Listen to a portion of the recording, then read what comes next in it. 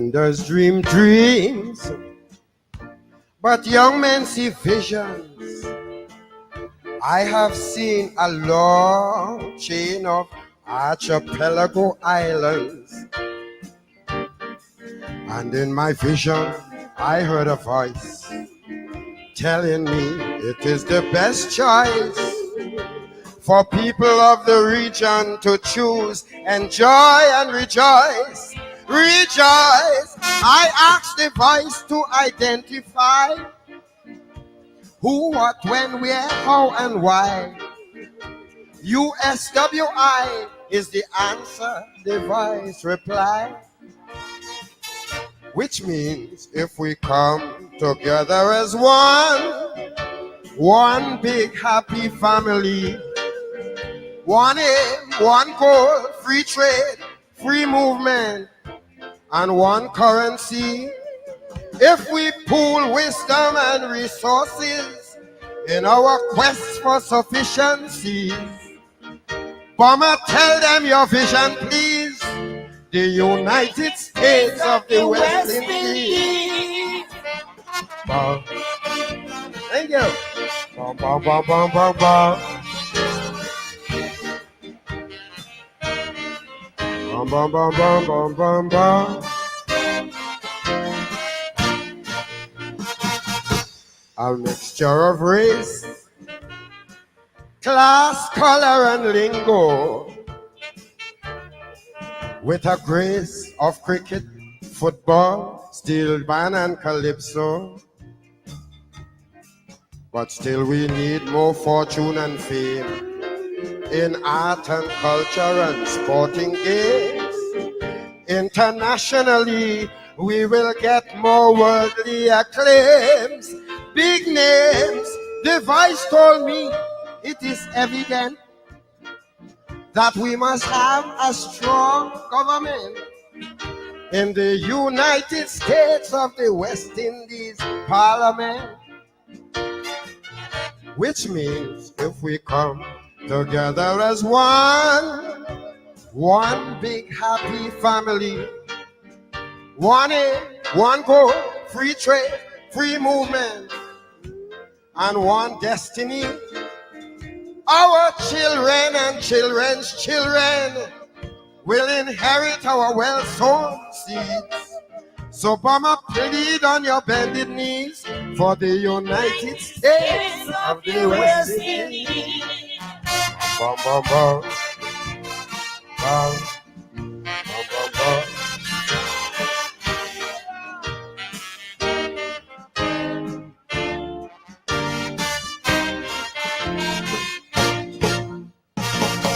Great talents and skills all over the region, ancestral blessings and wills mixed with pride and passion.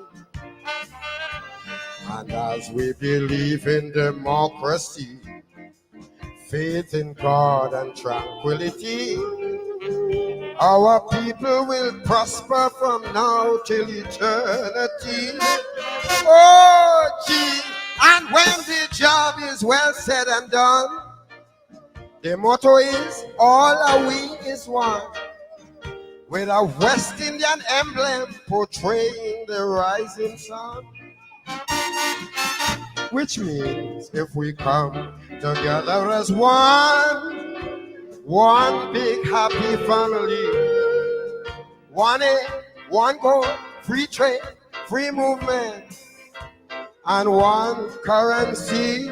The voice told me, take this message, please, outlining all its amenities and saying, Mama, here are the golden keys to the United States of the West Indies. Go!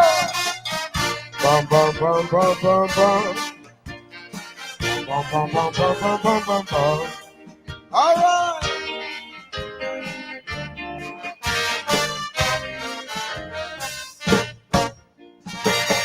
St. Vincent, St. Kitts,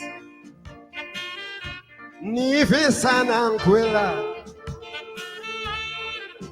Cuba, Barbados, Martinique, Montserrat and Antigua, the Cayman Islands, Puerto Rico, Grenada, Trinidad, and Tobago, Dominica, St. Lucia, Jamaica, Hispaniola, and so the Virgin Isles, Haiti, if you please, Guyana, and the Netherlands, Antilles, Guadeloupe, and the Bahamas, I'm begging you to tell them, please. Where you go tell them if we come together as one big happy family, one aim, one goal, free trade, free movement, and one currency. All the nations will want to join us for economic stability. So Obama, make them an anthem, please, for the United States of the West Indies. Cuba, Barbados, Martinique, Montreal of the West Indies. Go! Bum, bum, bum, bum, bum, bum. Bum, bum, bum, bum, bum, bum, bum, bum. All right.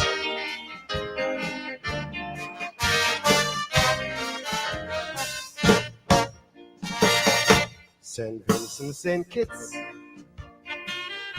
Nevis and Anguilla, Cuba, Barbados, Martinique, Montserrat and Antigua, the Cayman Islands, Puerto Rico, Grenada, Trinidad, and Tobago, Dominica, St. Lucia, Jamaica, Hispaniola, and so the Virgin Isles, Haiti, if you please, Guyana, and the Netherlands, Antilles, Guadeloupe, and the Bahamas, I'm begging you to tell them, please. Where you go tell them if we come together as one big happy family, one aim, one goal, free trade, free movement, and one currency. All the nations will want to join us for economic stability. So Obama, make them an anthem, please, for the United States of the West Indies.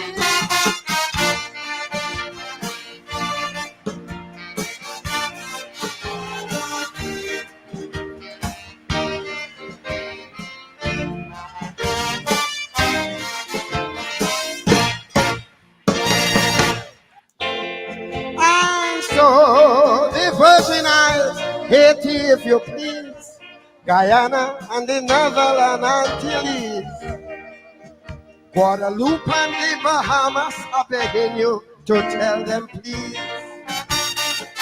Where you go tell them if we come together as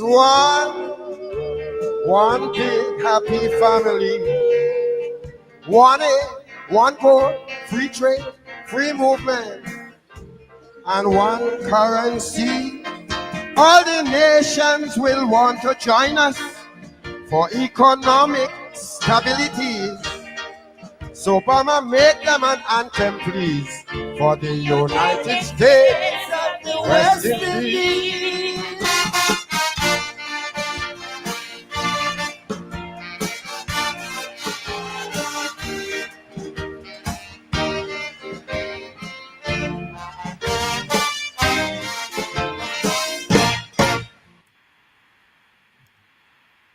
God's gift to us, God's gift to us, and our gift to the world. The mighty bomber, one of the old timers, the United States of the West Indies. I am telling you, without malice, or with malice to none, the greatest music God has created is calypso, kaiso. Tell anybody I say so. I prefer, and I'm willing to argue that any time of day, any time of night. Happy Caricom Day.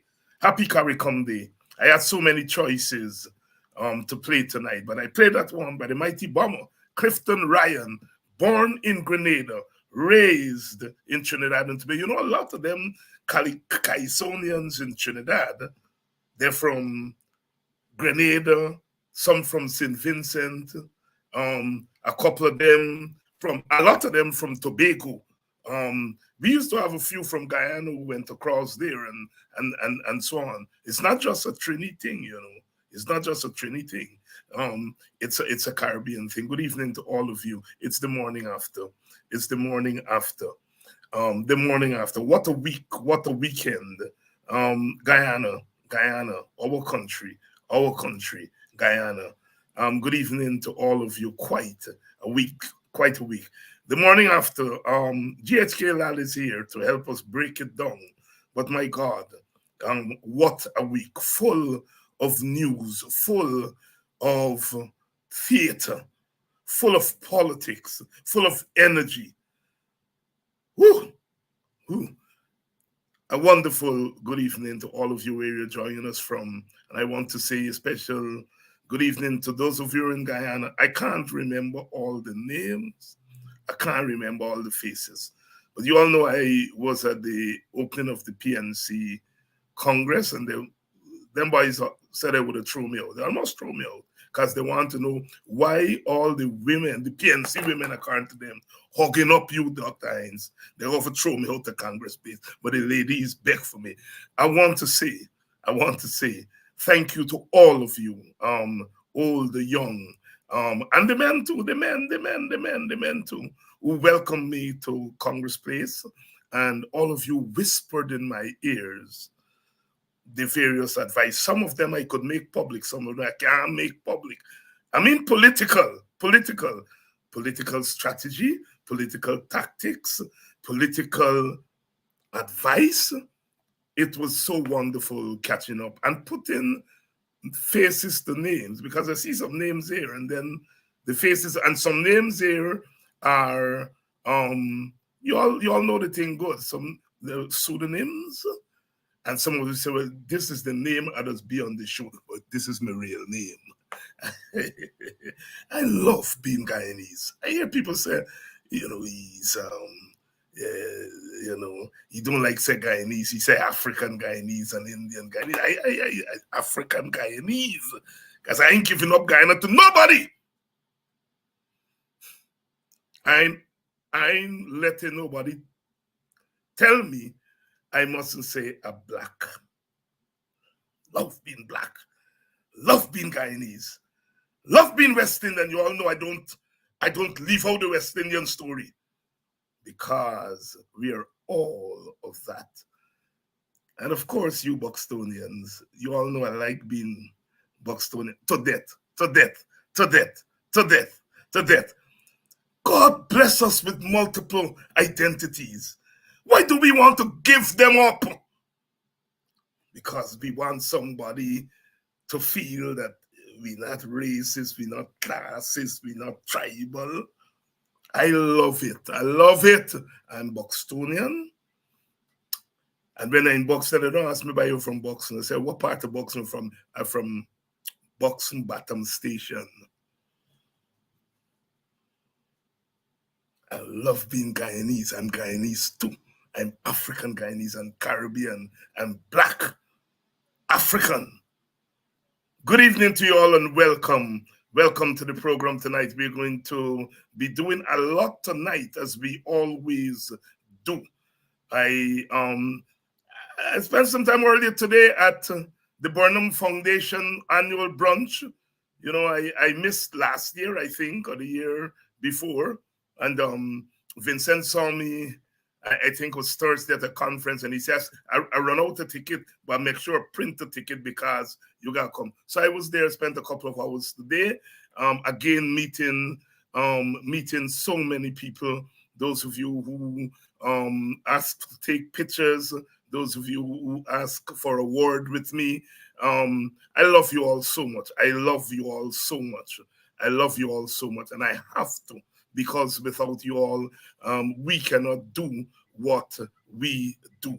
And it is good to know that there are people who tell me I don't miss a program. If I miss it, by a couple of minutes as still going back tonight and go back from the beginning. I think that we are on to something. Something is happening in our country, Guyana, and the weeks and the months coming are going to be interesting. Interesting. Many people want to know my views and so on and so forth. You all know I don't hold back. But sometimes when you don't know, you have to say, I don't know. I don't know. I had the opportunity. I saw Aubrey Norton today. I had a chat with him over this week, the weekend. Look, certain things are not private for me, right? I had a couple of chats with Aubrey. I saw him earlier today at the Burnham Foundation function.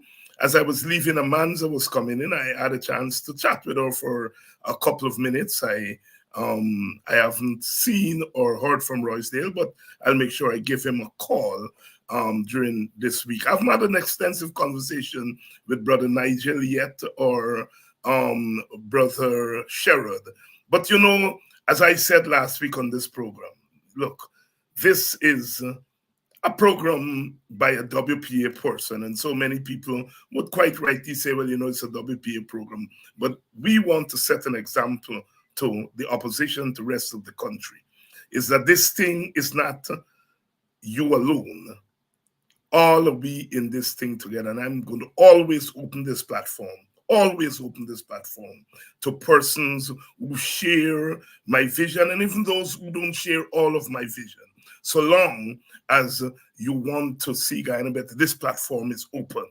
And if the PNC and the AFC were to do it all over again, I will provide this platform as I did last week for the leaders to come on here and to talk. Of course, you know, some of the ladies say, you give me leaders some hard questions, but the leader bat, you know, he had a broad bat, and you know that when he gets you, say, and they know they laugh too, you know, and so on. I have learned that last week. I didn't plan it months ago that I'm going to bring all the leaders on this program and interview them. It's the spirit, you know. I just walk with the spirit. That's why I know I'm an African. The African spirit just walk up in me, and these things just come, and they're all it. And so many people were thankful for it, because they say it was in the chaos, in the cussing out, in all of that. We showed last week that we could come together. I didn't set out to be a mediator, to be any of that. Like I said, it's just the spirit. It's just the Congo spirit, you know? The Koromanti spirit. The Yangadona. When you see Yangadona with your red, green, and gold, you better clear the way. Let she pass. It is spirit, you know? And we gotta be spiritual. I don't argue church and God, you know. I grew up in the English church, Anglican. And I still got to me English church, I still got to me Anglican. I don't argue about God. My story is very straight. Even if I were to make myself stupid and say, I don't believe in God, I believe God believe in me. Because there's some things that I have had the opportunity to do. If there wasn't a God or a higher being or the ancestors, I am sure I would have never gotten the opportunity to do. I've gotten more than was promised to me when I was a little boy running around in Buxton. So I don't worry about God. As I said, even if I make myself stupid and say, I don't believe in God, God believes in me. I think so.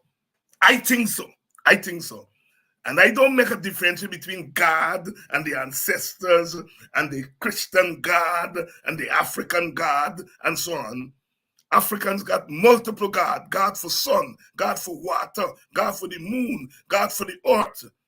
You ever see when them spiritual people doing what they call our nation walk?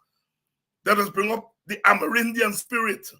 They will bring up the Chinese spirit. They will bring up Portuguese spirit, the African spirit, the European white man spirit. African people doing African walk. They call it our nation walk.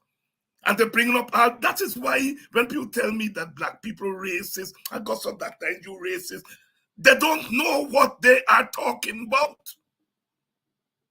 Yes, go to an African spiritual service and they bring up all the spirits. Good evening to you all. We're going to talk one of these days about spiritualism. Spiritualism. Spiritualism. We're ready to roll. You see, I don't do race like other people. I don't do race by denying race. I don't do race by saying, always one, we ain't got thing. I do race by saying race is real.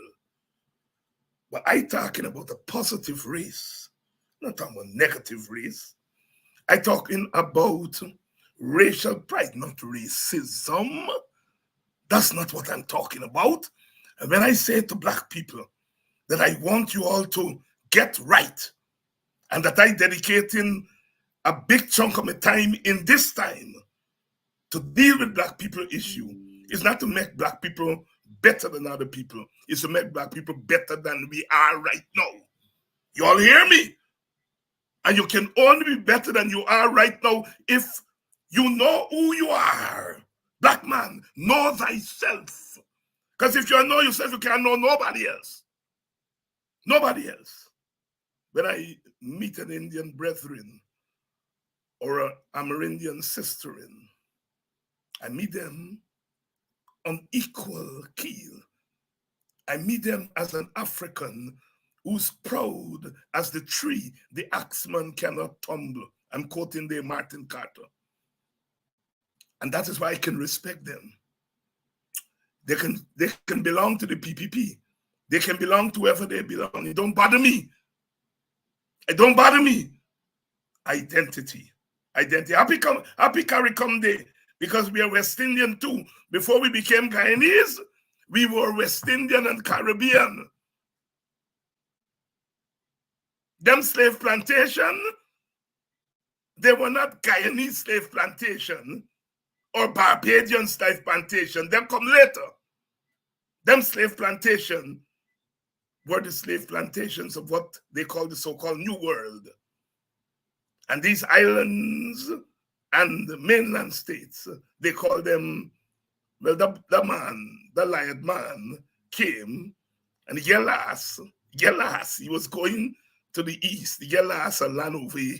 And since he realized Gelas, he called the island them West Indies. Because he Gelas. And he met some Carib people. You know, the Caribs and Arawaks and the other indigenous tribes were here. And it's out of the Carib name that Caribbean come. So West Indies and Caribbean been wrong long. Before Guyana, before Barbados. So we are Guyanese, but we're also West Indies. We're also Caribbean. It's no accident that one of the things that we beat the rest of the world in, we did so as West Indians. And you all know a time of cricket, 20 year. Poorest cricketing nation. The longest any team dominate a team sport in the history of humankind. You all put that in your pipe, smoke it, and tell your children that that's where you come from. That's where you come from. When Rohan, Babulal, Kanai of East Indian descent, but purely West Indian, when he lie down on his back and he hooked the ball out of the ground, he invented a stroke. He invented, or Vivian Richards with a swag and his red, green, and gold band take a ball from 3 stump outside the off stump after they put 9 people on the outside and flick it. Eye and the heart coordination. What he's saying, if you lock the gate per me there, an opening over this side, you can only do that if you're West Indian. You can only do that if you're West Indian. So I'm telling you all here, be all your identities. Don't let nobody tell you, you're not African Guyanese or you're not Indian Guyanese or Guyanese. Tell them you Scraven. You want all the identities. Good evening. Welcome to all of you and all my friends I met at Congress Place and at the Burnham Foundation today. I can't remember all the names. I can't remember all the faces, but I remember all the moments. And some of you are on the show tonight because you all tell me you are going home early for pad up. Because that man was coming on tonight. The Indian man that times in a 3 cents. The Indian man in a 3 cents. I mean, no. But me tell you the Indian man is not 3 cents. It's called the gratefulness factor. These people don't understand about Caribbean people of all races. We are always grateful when somebody who is not naturally in our camp, but can feel our pain and align themselves with us. If you're Indian, you're grateful for it. If you're African, you're equally grateful. And it's a gratefulness factor. It's part of our culture. And those people who deny race, I don't know what kind of planet they are. I don't care what GHK Lall said about whether he's Indian or not Indian. I'm telling you that they got over 300 and something thousand African who like you because he's Indian. Whether he want to accept it or not, that's his story. They like him because he's Indian. He's an Indian man who's prepared when an Indian dictator is marauding the land, he stand up and say, you're wrong, you're wrong, you're wrong. And when his African brothers and sisters are crying in the wilderness, when they're being crucified on the cross, he's there with them weeping. Weeping. It's an element of our politics that is so powerful. If the damn fools who say race don't exist can't see it. Can't see it. Can't see it. I don't like talk too much about Indians. You all know that. And the reason I don't like to talk about it because I don't want to get into the old mode when I got Indian friends. But Indian people just talk to me too. And they just tell me things too. I don't walk with it on me badge and say, I'm going to look for Indian votes. Because that's not my politics. My politics don't start with the vote. My politics start with the human.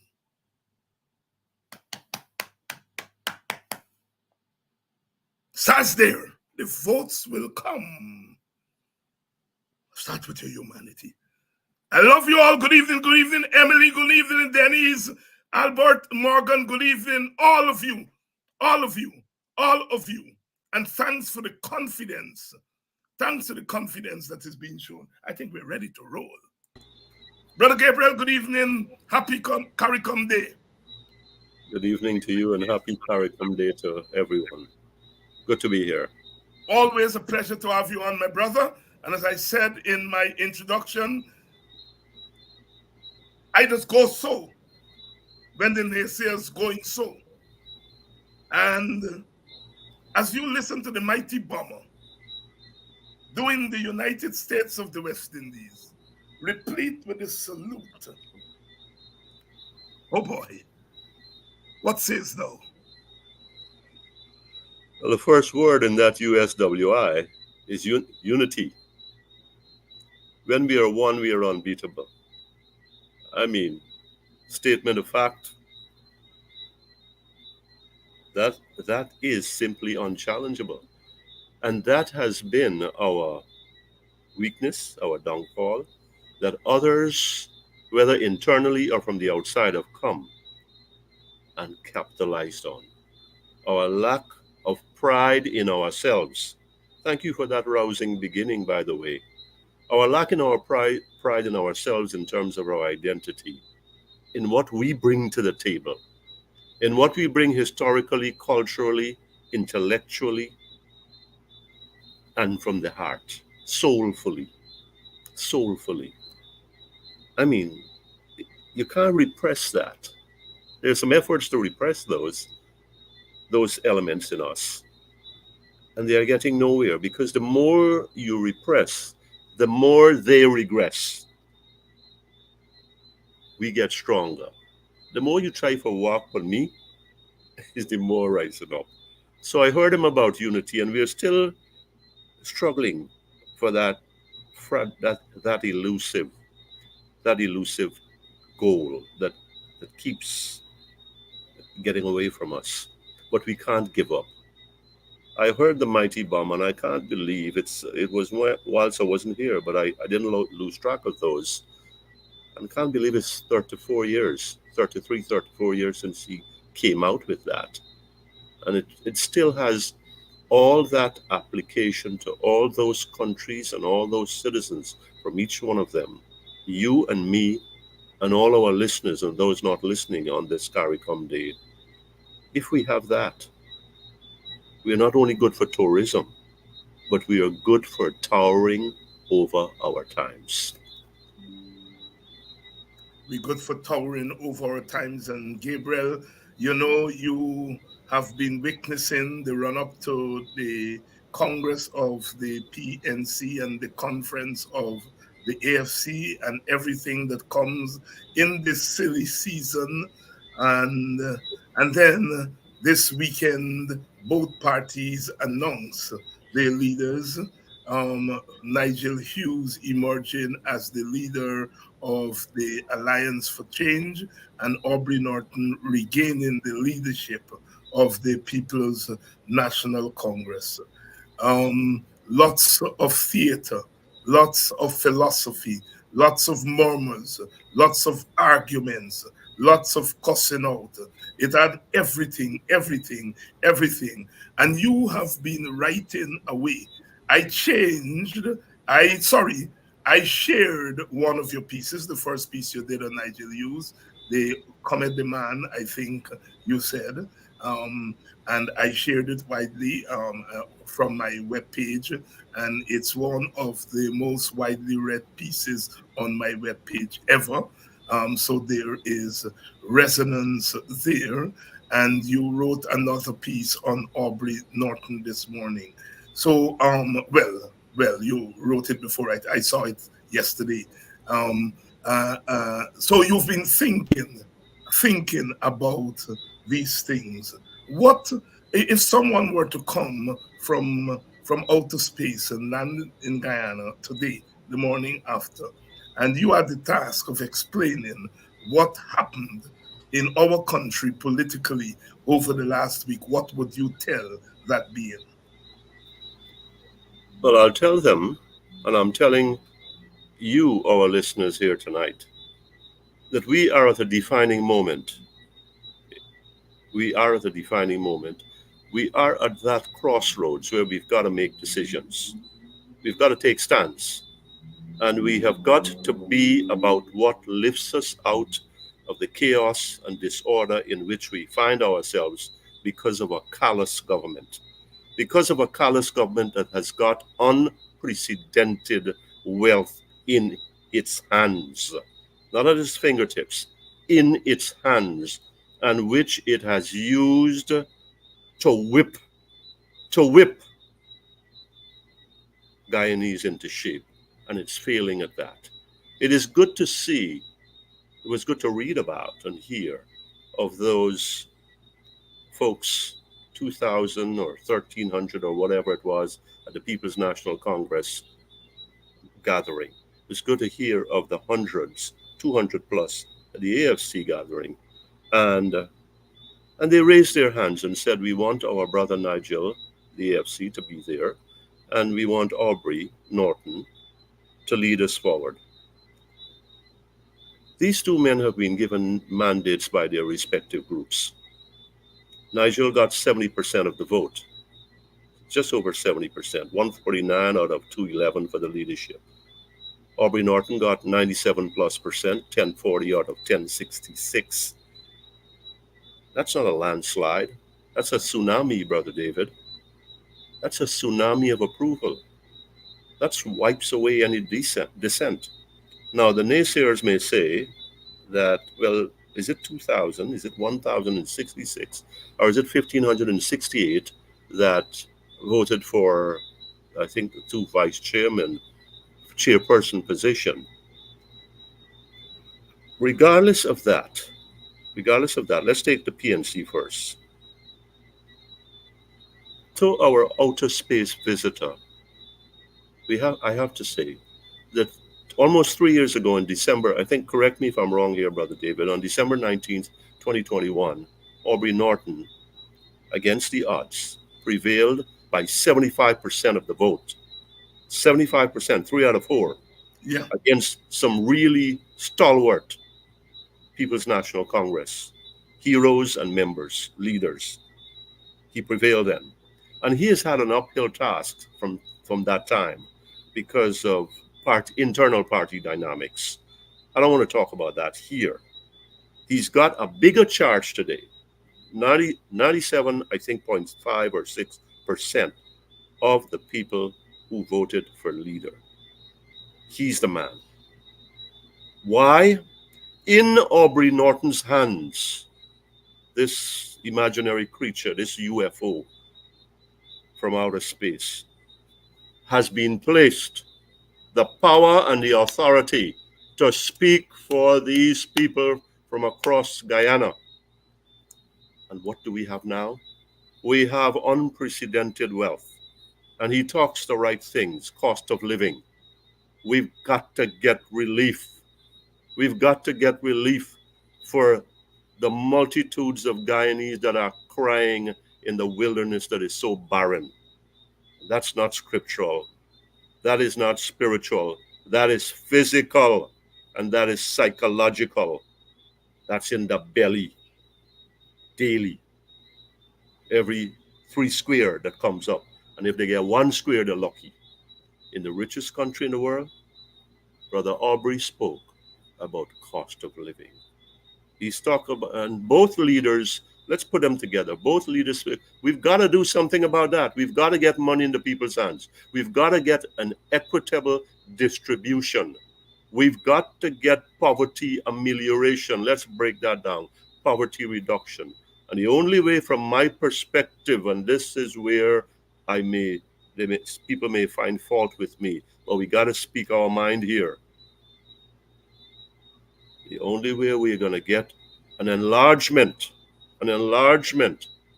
of the participation by every Guyanese in the social part of the pie is that what comes to us must be enlarged. The portion of the patrimony that comes to us must be enlarged. And that line has to be drawn not in sand, but in stone, and if it's necessary, in blood. It must be drawn from now. From now. Aubrey Norton spoke about 100 days. I hear him. First 100 days. I need that signal from him from now. Nigel Hughes spoke about, well, if I am president, and he's got some hurdles ahead of him, and I understand the conditional. He's an attorney. He's a very wise man. If I am then I will deal with this. But I think he needs to give a stronger indication to the people of this country, especially those people who believe in him, and those people who are sitting on the fence. And there are many, because they are so disillusioned and disgruntled by what is going on with the incumbents who have the reins of power, economic power, in their hands. There is low-hanging fruit. And I think that the signal has got to be here that the tangibles of this oil wealth, I am going to move with concrete action. And I'm telling you that from now. And if I've got to sever my Exxon relationship, then so be it. Guyana comes first. Guyanese come first.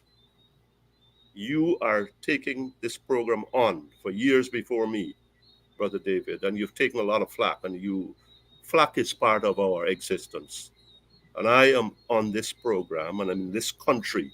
I'm back in this country as opposed to the flesh pots of Wall Street to share with, as you said it repeatedly, the pain of my people. And I ain't running for office. The pain of my people. And I ain't no missionary. Their pain is my pain. And here's the story: sacrifices have got to be made. And we've got to speak in a clear voice. And we've got to speak in a loud voice. And we've got to let them, our oppressors know, our internal oppressors and our external oppressors, that, hey, we ain't gonna take it no more. Just today, one of the senior men in Exxon spoke and said, this is one of the greatest developments in the history, deep water developments in the history of the oil industry. We are the people, our wealth, the wealth of your people, Brother David, which is my people, who sweated and cried and died. That the wealth of my people, my ancestors who were a ring in their nose and a ring around their feet, the women, they gave on the estates, plantations, estates. Good Lord, this thing has come to us by the grace of Almighty God. You and whoever I want can talk about geology and nature and whatever. By the grace of God and divine providence, it is ours. And where is it? Where is it? Where is it in the tangibles in my hand? Where is it in the tangible of the pensioner hand and the public servant's hand? The public servants and the teachers. Why are our teachers being made, are experiencing their noses rubbed into the dust? Are they not citizens of this republic? Are they not people? What lesson do we want to teach them in this time of plenty? This is where, my brothers, and I think they have spoken. I think they've spoken, but they've got to speak with more power and passion on these issues. They have got to take the lead in this and be. Yes, it's industrial, and yes, it's a conciliatory process. And this is just one of the elements in this society that is so disparate that we are talking about and that we have got to get done right. I hear about client. The G20 countries, following a US directive, says the minimum you must charge these people is 15%. And we are giving, which is money should be coming to us. And we are giving these people a 25% tax credit so they can go to the IRS in the United States and say, look what we get from Guyana. What is the Guyanese people getting here? I want to know if that UFO, that man from outer space that you put in my lap and on my head, if he understands what I'm talking, if he's got a full grasp of where I am going with this as a Indian Guyanese, as a black Guyanese, and excuse me, I take that from on myself, and as an Amerindian Guyanese, I punish him. Are you telling me that I'm one of the greatest underwater deep water discoveries in the history of the oil industry, and I punish him? What the hell are you telling me? Why? How long more? And if that got echoes of people from 50 years ago, 70 years ago, it is. How long more must we wait? This is what I am telling every Guyanese here today. And I think that is what the delegates at the AFC gathering and the delegates at the PNC assembly said to Brother Nigel Hughes and Brother Aubrey Norton in their respectively. They have got great trust placed in the palm of their hands. They must grasp it, run with it, and carry us with it. Not just PNC people and AFC people, but carry the Guyanese people, black people, Amerindian people, Indian people, and mixed people, and whatever else they have besides that. They must carry that, and they must instill, they must imbue in the people who don't listen to them, who don't have the time of day for them, and say, these people can be different. These people are different. These people hold the key to the destiny that I think that this patrimony holds for me. then I'm the richest. Then I've made the first step in being the richest, one of the richest person in the world by head and per capita and all that business.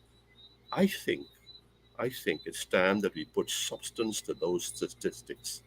It is time that we give energy to those estimates. I think it's time that we give power, economic power, in the hands of the people to those expert projections. GSK Lall here tonight, doing it as only he does it. Really speaking truth to power. GHK, um, if you go beneath the surface, there are some uncomfortable things that these developments this past weekend are forcing, will force us to come to grips with. The old issue of the well to do people and the masses have arisen, has arisen. Everyone knows that Nigel Hughes' um, parents came out of the ghetto a little bit earlier than Aubrey Norton's parents. And that's how one of my mentors, Rex Nettleford, used to say, we all came from the ghetto. It's just that some came out a little bit earlier than some. We call them the middle class. And some come out much later. We call them the ghetto people or the working class people. But that issue of class has arisen. Nigel coming from a family of a little more privilege, some would say, a lot more privilege than Aubrey's family. And so that issue staring us in the face because at the end of the day, if the opposition is going to go forward, as you have said, they have to go forward together as a coalition, as a united team. And then the issue who is going to be the number one man, the top man, because the Constitution, I think unwisely, asks the contestants to put forward a top man. And already tongues are wagging, passions are being inflamed in some instances. The old arguments of color, class, and country versus tongue, which school you've been to, and so on. Um, all those issues have come up. Much ado about nothing, or is it real issues that we have to confront? Well, we've got to confront them. If we leave them alone, all we're doing is sweeping them under the carpet and they just fester there. I think we've got to, like you said earlier in your introduction, and I think you keep saying it, we cannot deny race, we cannot ignore race, and we cannot pretend that it does not play the extensive part that it does in our environment, the passions that it generates in our hearts and in our political firmament. Now, who came out of the ghetto earlier? But did you leave the ghetto behind? Ah, ah, Remember, we say, you've said it, and I've said it, and others I'm sure have said it. We must never forget our roots, but we mustn't be that pig who dress in a suit, who they dress up in a suit, and we still is a damn pig. Can I say that? But I just said it anyway, right? We still is a pig. Here's the story. I think we've got to show ourselves to be a people that are maturing, a people that are above certain pettifoggery, right? Certain stupidities. But you just don't wash them away like that and dismiss them. I think Nigel has said, Brother Nigel has said, I'm at the disposal of the Guyanese people. I am ready to lead. He has signaled where he has stood. I think the People's National Congress, via Brother Aubrey, has said, well, look, and that resolution that came up, that resolution that came out says, well, there got to be a a PNC person, he or she, and he has been vested with the authority. He's been given that mandate solely to speak to that issue here. Now, let's face it, what is good for Guyana? I think it will be presumptuous on my part to say who's better or who's what. What is good for Guyana here? A candidate that can stir the hearts, a leadership candidate that can stir the hearts of your own people, which I think is a foregone conclusion, and reach across the divide, picking up those who are sitting on the fence. The Americans call them, I love that expression, and David, you should know this, mugwumps. They mug out one side of the thing and they rump and the other side of the fence. Mugwumps. I think Guyanese need to get familiar with that one. So you've got those on the fence, and those are on the other side that are not stragglers, but they're disgruntled. We've got a lot of Guyanese people, look, to be frank, that I give a little hand to, that is a momentary help, and they are hurting as to whether they are sufficiently hurt to say, I want here, but these people are not going to try something new or whatever. That remains to be seen. But I think we have to get past this issue of fair skin and high yellow and high yellow, as the people in Louisiana, New Orleans, they say, and high and cafe au lait, and who who has a program, who has the heart, who brings the inspiration that will lift us out of this muck and quagmire in which we have been stuck. Look, Nigel has been talking about togetherness. He said, "Look, and I am ready for this and that and the other."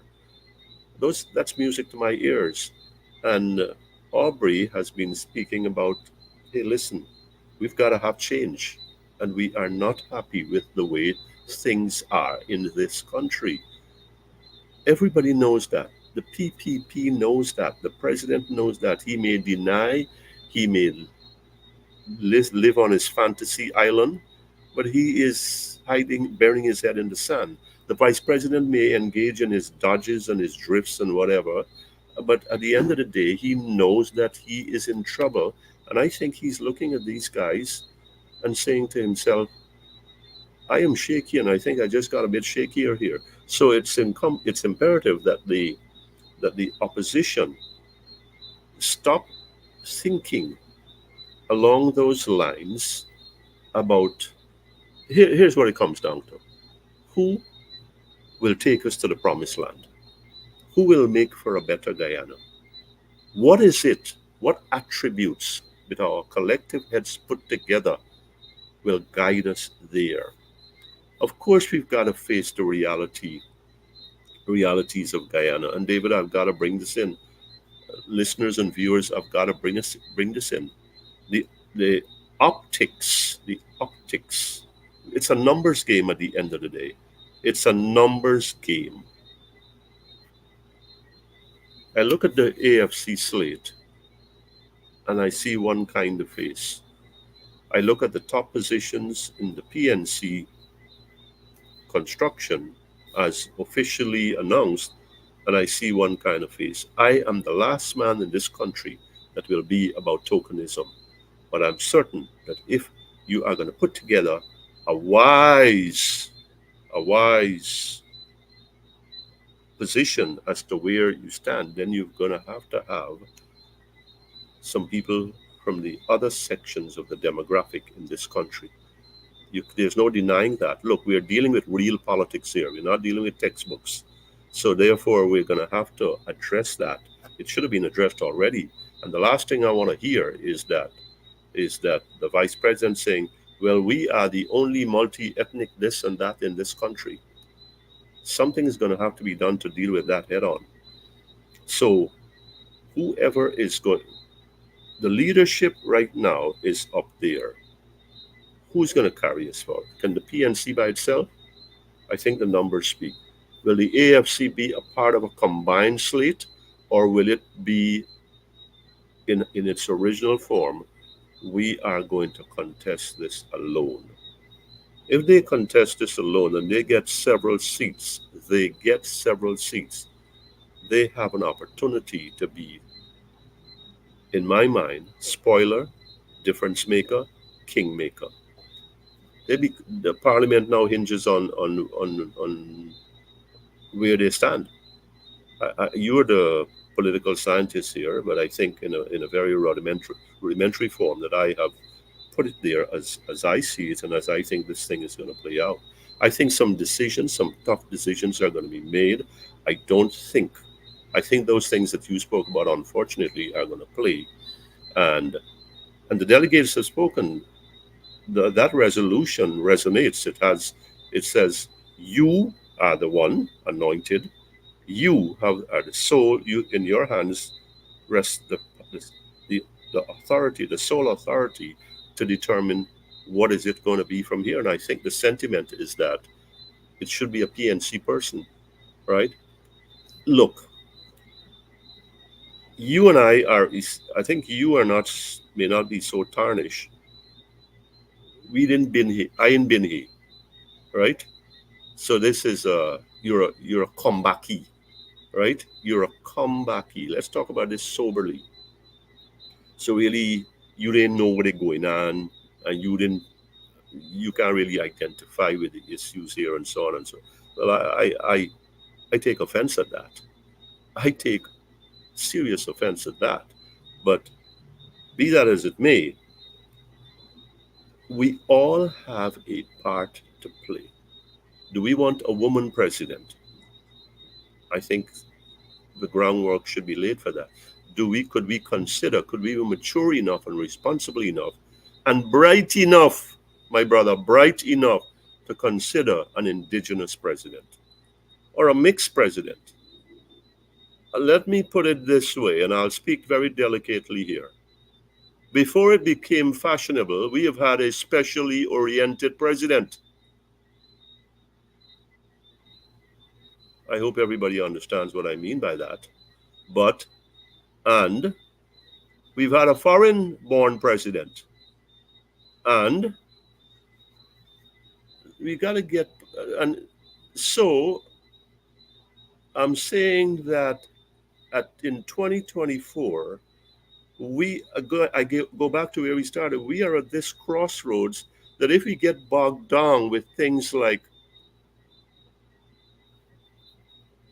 then we are falling right into the trap of our exploiters, our exploiters and our oppressors, internal and external, because we are too busy fighting each other. We become part of the crab barrel that seems to be the only existence that we not only know, but that we relish.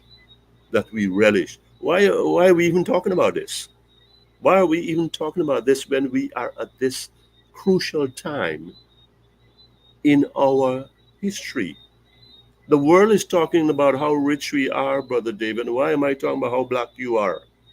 Are you talking about how bald I am or dumb I am or whatever? I, Look, these are not philosophical questions. They're not rhetorical. They are very, very real. We should be talking about how do we gird our hips and how do we gather our strength to combat the evils that are trying to bury us alive into the ground. How do we stand up and speak with one voice, united mighty bomber? We're all mighty bombers here. And to say, this land is my land, that wealth is my land, and this is how we're going to go about it to get what belongs to not just me, because I want nothing, and you don't want nothing, but here what we want, what is best for the people in this country that don't have a voice, that don't have power, that wouldn't even know what to do with power if they were to have it in their hands. So they look on people like you and Aubrey and Nigel and those that are really sitting there, and they truly have been disappointed in those that they have upstairs. Instead of running the race for us, they're trying to run over us. They're listening to this program here. Instead of running the race for us, for do better for we, they're trying for run over we. So how come that a program like this, or people like me and you and others, before and after, we have become, we have been transformed into enemies. For what? For saying all Guyanese must get a piece of this pie, a fair piece, the rightful piece. Come on, man. And that is where I say that Brother Nigel and Brother Aubrey has got to make their priorities. I can only tell them what I think. They, at the end of the day, will have to be the ultimate decision makers, having gathered all the competing components in before them and say, well, this is what I do not know. I do not know, color aside, education aside, how we cannot speak about this patrimony that is so much of our economy, and everything hinges on our economy, our quality of life, our standard of living. Forget about the economic distinction. And how we look upon ourselves as a people and the dignity in which we live. I don't want to see one single black Indian, Amerindian, mixed Guyanese go to the market and say, how much for that? And then have to turn their face away. Or the children go home to them and say, despite all the grant and the this and the that and whatever, and go home to them and say, well, where you got for we eat, mama? And they got to tell them, well, we ain't got nothing by. Where you carry to school was all we got. So so you're telling me we done for the day? Yes, we done for the day. But what about tomorrow? Well, we can't deal with tomorrow today. Are we really the richest people, or are we the dumbest people around here? Where we got all this wealth beneath our feet, and we got people running rackets over we head? Huh? So why are we talking about color? Why are we talking about class? Why are we talking about education? Why are we talking about who's the fittest? Yes, we need to determine for ourselves what program, what politician, what patriot is going to take us over that finish line and be in a position to stand up for us and tell the white man, hey, listen, well, we're going to talk now. Are you going to talk my language? I ain't talking you language no more, right? You're going to talk my language because you want this isle even more than I need it, right? Yes, it means a lot to me, but here's the bottom line. You got so much idle projects going on. Your earnings per quarter, EPS, the Wall Street analysts looking for it, and it depends a whole hell of a lot on what come out of this. The cheap oil, the high quality oil. And here's this. If something happens, we delay a project, we renegotiate no contract, so let me get that. But you want this new one, you have to do them so. You want this happening tomorrow, it can cost you so much. And there is a whole set of ideas that have coalesced around those, and that say, and by the way, we're now starting to talk, so let's get this straight. This conversation is continuing. And so, how do we find it in ourselves, or even concern ourselves with limiting ourselves, with defeating ourselves by talking about who is fairer than whom, and who been around longer than who, and who blacker than who, and who could, if I can make the expression, who could pee further than who? What nonsense is that in this time? We Well, better find the time to recognize that unless we seize the moment now, unless we make all those things happen, do something with this patrimony to make all those things happen that we are thinking about and we are putting on the table: poverty amelioration, cost of living relief, fair sharing, rightful sharing, and so on and so forth. And with a clean mind, with a mind towards doing something about corruption, this corruption beast that devouring us, we ain't going nowhere. we're not going nowhere. Gabriel, you hinted at some things that I think give point to the answer to the questions you're raising, the rhetorical questions you're asking. And you point to those who make up the top echelons of the PNC executive. They just concluded. They all look like me, black like me. You go across to the AFC, you look at those who make up the top, they all look black like me. You go across to the PNC, the PPP, and you look at the top 15. I even want to go to the top 30 or something. They all look like you. Mm-hmm. Yes. That is the cruel, some way say, that is the stark reality of Guyana. Mm-hmm. I think to begin to answer the questions that you are raising, one has to first acknowledge that. Mm-hmm. African people are saying we want to organize in our clusters. Indian people are saying we want to organize, we want to see faces like us at the top of our organization. And African people, they're not crazy. They're not crazy. They are sending a message to us leaders, right? The challenge for me, and I want you to comment on this, is not so much about whether we are talking about race and class and so on, because those things are real. It is what we do with the race and class that we have. If the PNC, the PPP, and the AFC were to come together, they will create that rainbow that we all dream of. All right? That rainbow cannot be manufactured. The people have said this is how we want to organize. We want to organize in our silos. We want to organize as Africans. We want to organize as Indians, right? And I think the answer to the question is what the leaders do with that mandate. And if the leaders use that mandate in order to present a national outlook, I think our people will not have to talk about race and class anymore. They're talking about race and class in order to say this is where we there. This is where we there. And this is And where we you must want there. to identify, because identity is a real thing. Mm-hmm. I don't think by electing an all African top state in the PNC and the AFC and an all Indian top state in the PPP that they're saying we want to be racist. I think they're saying we want to be united, but we want to be united as real people, real groups who respect our identity. And we give you leaders the mandate to do something with that collective identity. Am I going crazy? No, you're not. No, you're not. And I'm glad that you raised that. And I'm glad you took that up.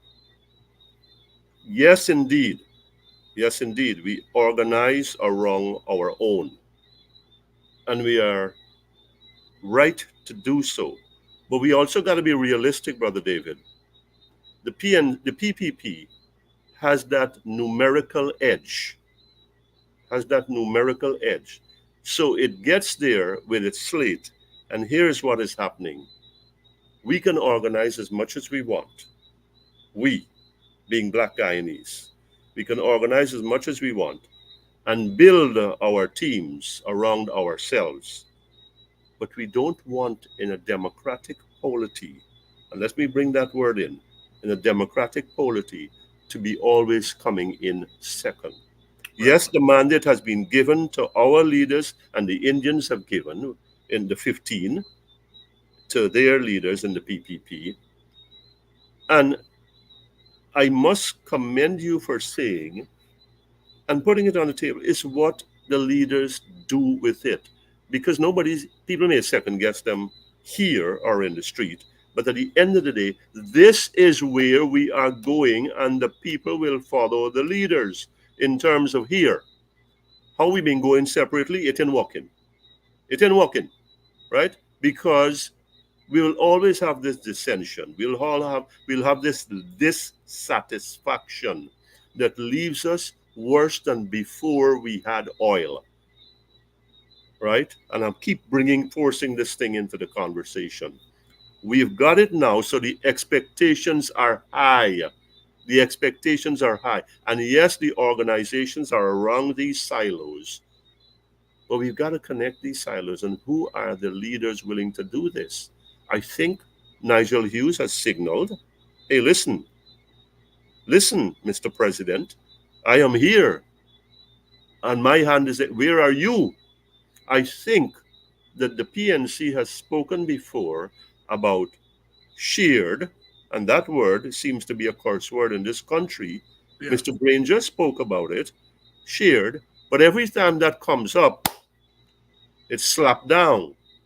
It is slapped down because we got the numbers, we are in charge, and we get to decide. So I don't know, for the sanity of this country, and I'm saying it very tactfully, uncharacteristically, I'm saying it very tactfully.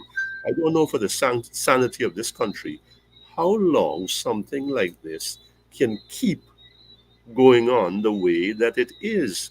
Look, people may not want to talk about it, but the fact is, there is a tremendous groundswell of resentment in this country because of the perception and the experience and the encounters of the inequity in this society.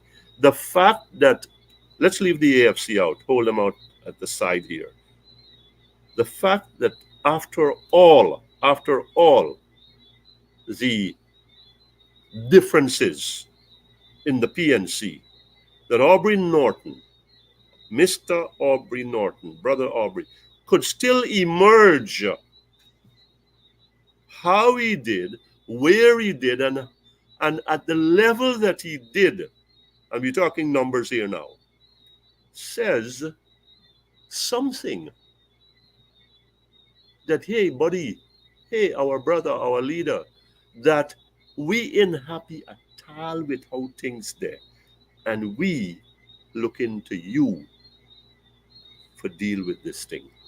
We put in, again, I repeat from before, we putting our trust in your hands to work within the system, to work, to look at your program and recalibrate it and redo this and whatever, street and and conversations and coalitions, etc., and put together the best platform that gives us a shot to change the way things are. I mean, that's telling. Look, that may be lost in the conversations, but remember I said 75% in 2021 in December. This year, 97%. However, that is seen or viewed, 97%. Look. The end of the day, Aubrey Norton, when it was 2013 or anything, I think he would have emerged the winner, and not by a slim margin, because I happen to know this. He did a lot of work behind the scenes and on the ground. In other words, he campaigned long before the Congress came up. He was out there doing what he did. So therefore, he shook hands and he pressed the flesh and he said, listen, hey, look, I know they got some impatience with me and some disagreement with me and so on and so forth. But look, this is where they're, and this is where I'm thinking of going and how I want to get there. And so the delegates came and say, well, look, when we look around, is use the man. And you are Moses. You got to carry me there. And now this this is where he is. This is where he is by a clear margin. You factor in everything else, I Yeah. think he still came out ahead. He still Yeah. came out ahead, and that says a whole world of things. And he's got to be a whole world of difference. He's got to make that happen. Let me take you let me take you further on this issue, Gabriel, because you're right. I mean, I went there at the opening, and I observe. I look around. I look at emotions. I look at the faces. I look at the body language. I listen to what people are saying, what they said to me, and so on. There's no doubt those PNC delegates and and members and so who showed up there. They showed up showing solidarity with Aubrey Norton. There's no doubt about that. There's no doubt over the AFC side that the majority of those delegates stayed up there to parachute to raise Nigel Hughes to the top of the leadership of the AFC. But I think that that is on the surface and maybe beneath the skin. But as you go deeper down, you are going to encounter some complexities. I have a theory about, and I don't know the Indian Guyanese community or the Amerindian Guyanese community as well. But I think I know more about the African Guyanese community. I think I think they're the majority of African Guyanese. If you were to cut them, and the blood can show you which candidate that they're for. There is some in each of us. There is some Nigel blood. There is some Aubrey blood, and I'm reliably informed that there is even a little bit of David Hines blood in there too. Right? Mhm. And I think even as the leaders are anointed, if they don't understand that dynamic, that there are there are two levels at which our people operate in.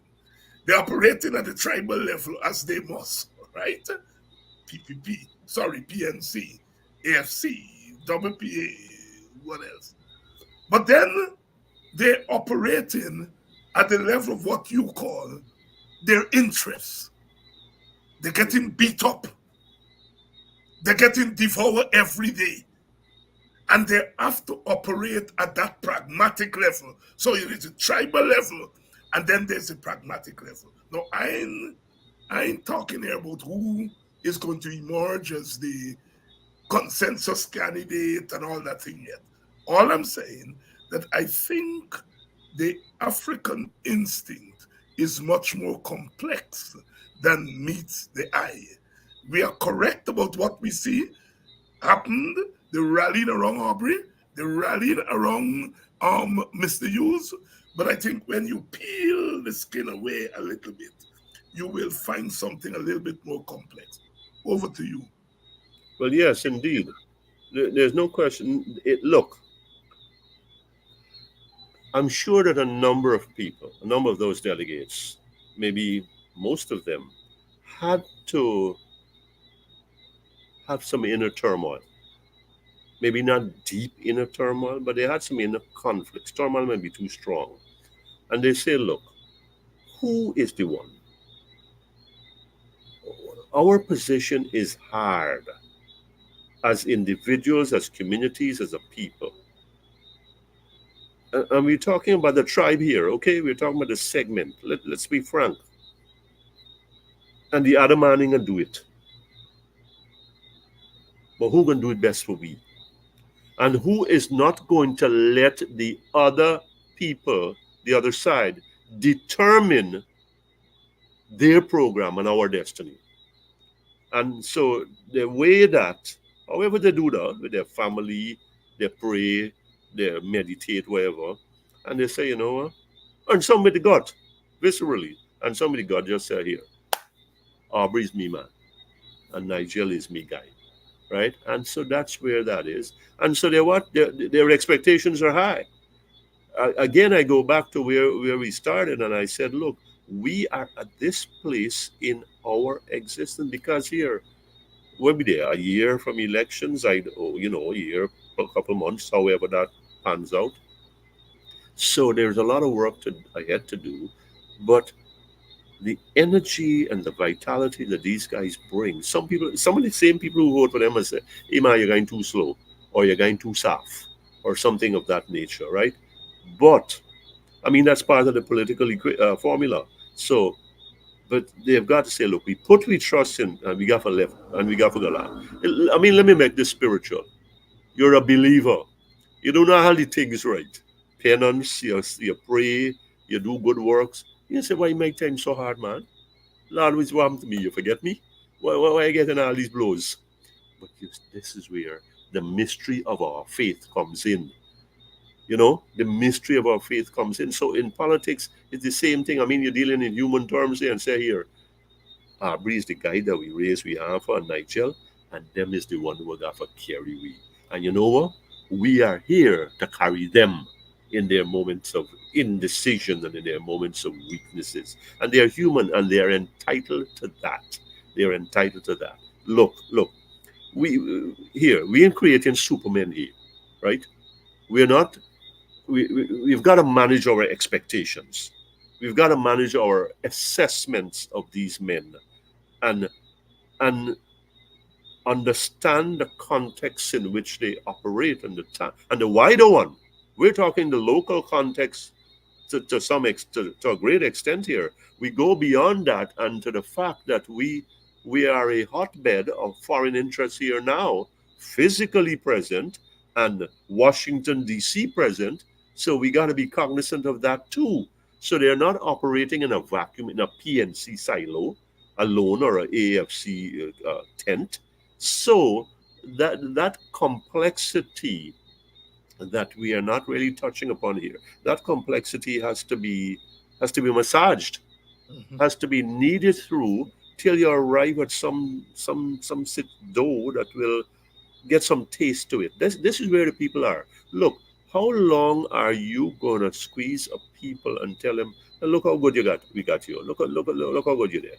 Eh? And when the inequity in our society is so pronounced, I mean that, look, it's undeniable now. The foreigners are not saying anything. They're letting me for fight we own battles with myself. And I don't know how 2025 elections are going to play out.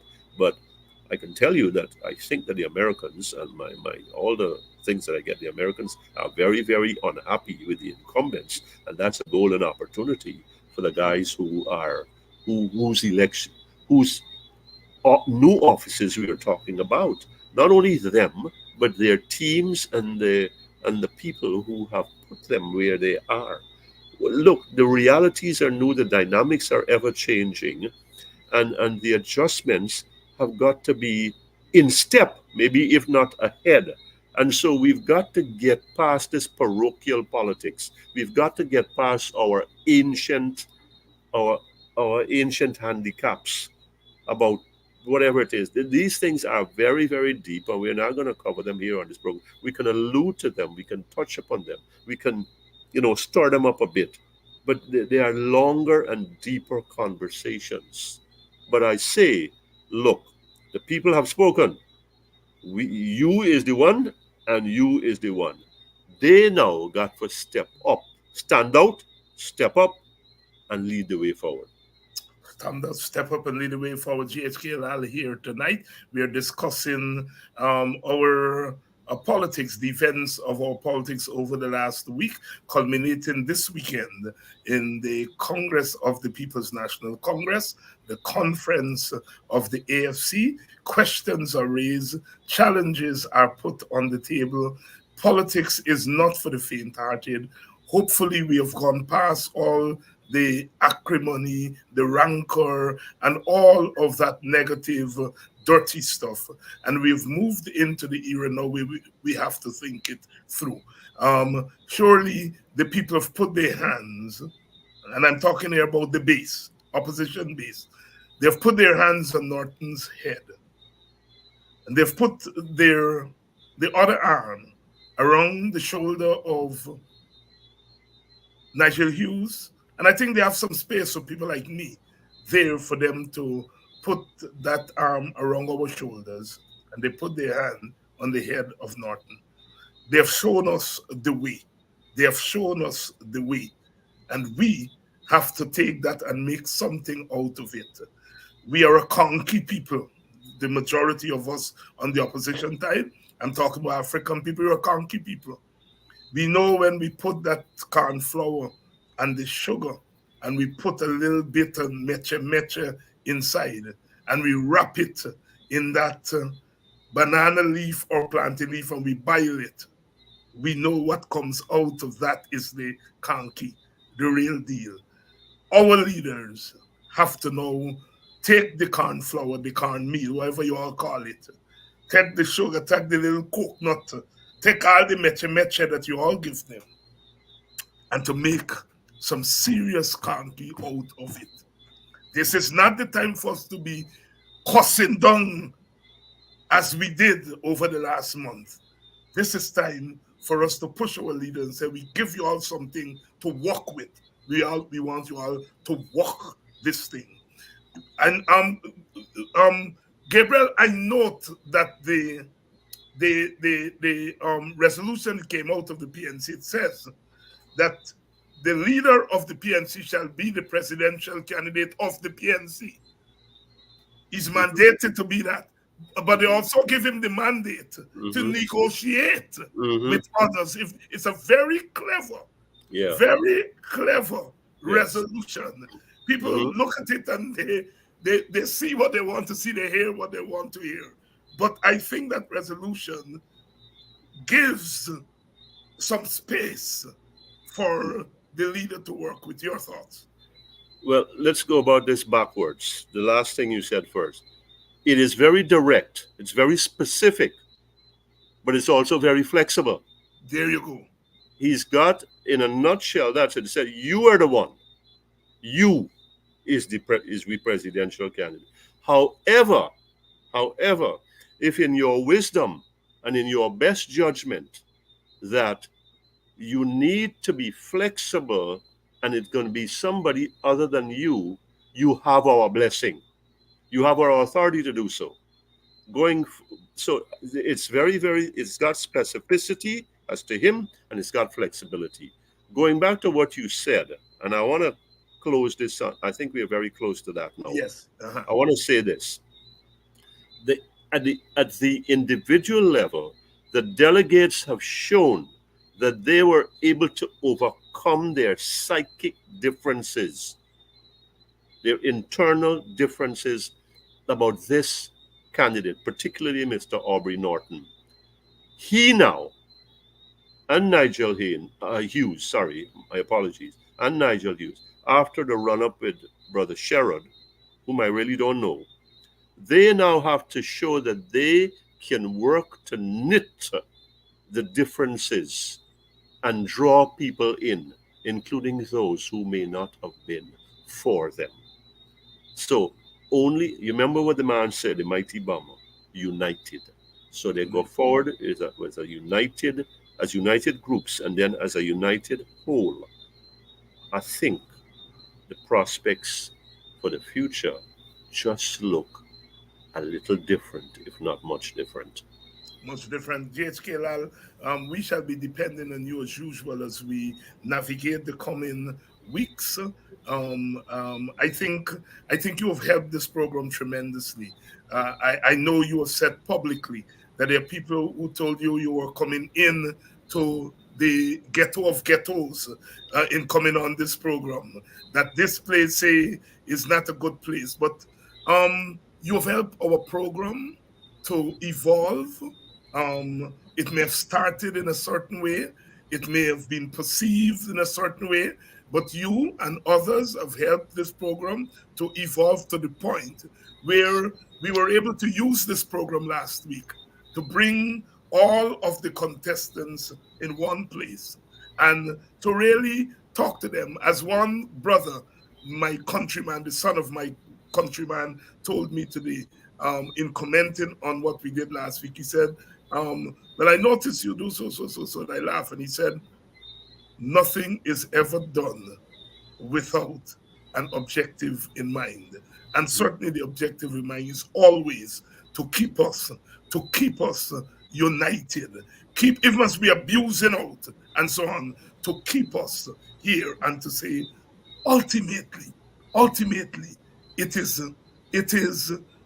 the ills of this society that we have to move out of the way, whether they emanate from internally or external. It is those ills that we have got to fight against. Your final thoughts, my brother. The ills are many, and we must not create our own. We've got too much of them in the environment outside of our realm. So therefore, I think the only way we can do this is as a one body with one voice and with one vision in mind, a better Guyana for all Guyanese. I think I've heard that said by both sides, the AFC and the PNC, by Aubrey Norton and Nigel Hughes. And I can only wish them the best. And I can say that for my part, by the grace of God, I will do my part, whether it's here as He is willing or in the public space. And, the rest will be taken from there. And I thank you again for this opportunity. Thank you very much, my brother. Thank you so much. And I want to thank you, all the people. Congratulations are in order for Aubrey Norton. Congratulations are in order for Nigel Hughes. They have prevailed in their parties. Their members have spoken.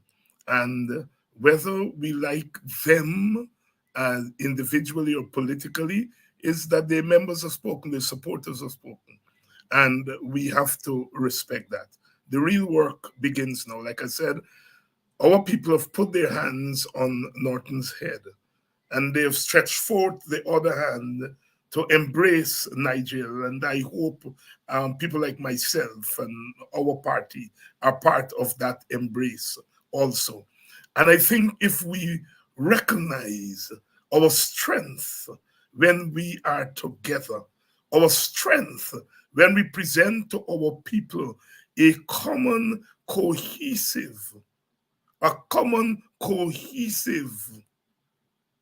imagery before them. It's an imagery that is pregnant with deep thought and deep love for them. Oh yes, Aubrey brings the party faithful along with him. Nigel brings his party faithful, but he reaches some of those in what we call the elites of the society, because let us face facts, he's from that. And so he's able to bring them along. And I think people like myself can speak to the Black consciousness people. People like myself can bring those young people who are ready, but they feel that we are not. I think people like myself can help to bring them along. What a beautiful journey it would be. Those of you who are cussing Nigel, stop it. Those of you who continue to cuss Aubrey, stop it. I may get a little bit of cuss, but I don't think I get so much cuss. So I won't tell you all to stop cussing me, because I don't think I get so much. But this cussing of Aubrey must stop. And this cussing of Nigel must stop. We've got to find ways and means to bring us together. If we can come together in a common front, in a common endeavor, we can show this country what unity can do. Ultimately, we are not going to have full unity without the representatives of our Indian Guyanese brothers and sisters. Whether we hate the PPP, at some point we have to deal with the PPP, because Indian people said they're their leaders. But that's not for now. For now, we have got to stop the bloodletting in the opposition camp. Stop cussing Norton. Stop cussing Nigel. It is not Nigel's fault if his father came out of the ghetto a little bit earlier than my father and Aubrey's mother and father. It is not Aubrey's fault if his father came out of the ghetto later than Nigel's father. It is not my fault if it was left to me to come out of the ghetto through education. We all came from the ghetto. We all came from down there. And we all are at a point now where we have a chance to rid our country of the wrongs. No single party has a monopoly. Some parties are bigger than other parties, and that must be respected. Some parties bring bigger vision, larger vision, and that must be respected. Some party bring rhetoric and the ability to lift our people and to make them see clearer through to the other side, and that must be respected. We have to find a way to work this thing together. As I was leaving the Burnham Foundation thing today, Amanza was going in and we hugged because she's my friend. I like her. And I asked her if she's okay. And she said, Doc, look at me, I'm okay. And I said to her, after today, there is always tomorrow. As I said, I have not spoken to Nigel at length yet. I intend to do so in the coming days. I have not spoken to Roycedale. I intend to do so in the coming days. I have not spoken to Sherrod. His birthday, happy birthday, Sherrod. I am not putting forward myself as a kingmaker because I don't even believe we need kings. But I'm saying that some of us who are a little bit away from the oozing of the blood that is being let, that is, our shirt is not soaked with the bad blood, we have to be able to find a way to put the gauze over the wounds and move on. I am serious. I am serious about where people who look like me, black people, where they are now. I don't like when people feel they can come into our community and buy our young people with a couple of dollars. We are worth more than that. I don't like when our own leaders ignore the cries of our people. I don't like that. And that is why I spend time with you all, to hold you all up, to hug you, and to say, I love you all because you all are black, you all are other things that I love, but I love you all first and foremost because you're black and beautiful and proud. If others can't do it, I will do it for them because it must be done. It is not lost on me that poverty stalks our land. Poverty among Africans, more among the indigenous people, among East Indians. And that poverty is the scourge. It is why my party has put forward an anti-poverty program to say we must use oil to rid our country of poverty. Because we feel that as poor people of all races, we've got to stand together. We've got to stand together. So I am pleading with you all, those of you who look to me for some kind of advice or guidance or whatever you look to me for, is to say, now is not the time to break ranks. Now is not the time to cuss out. We cuss out yesterday, hopefully so that we will not cuss out today. Keep your hand on Aubrey's head. Keep your arms around Nigel and me and others. Because with your warm embrace and your spiritual and sweet touch, we will come to our senses. It's not the people. It's not all you, our people, who got it wrong. It's we, the leaders, who have got it wrong. And we can only correct it when you all help us to correct it. With your love, with your passion, with your tears, tears of frustration, tears of joy. But as we who are familiar with the revolutionary aspects of the Christian doctrine, we know that it may be stormy tonight. It may be stormy tonight, but the morning will soon follow, and joy cometh in the morning. It is that morning, that beautiful shore, that I am committed to keeping you all focused on. It's not Nigel versus Aubrey. It is Nigel and Aubrey. Don't worry with the order The order will work itself out. The order will work itself out. It's about all of us are in this together.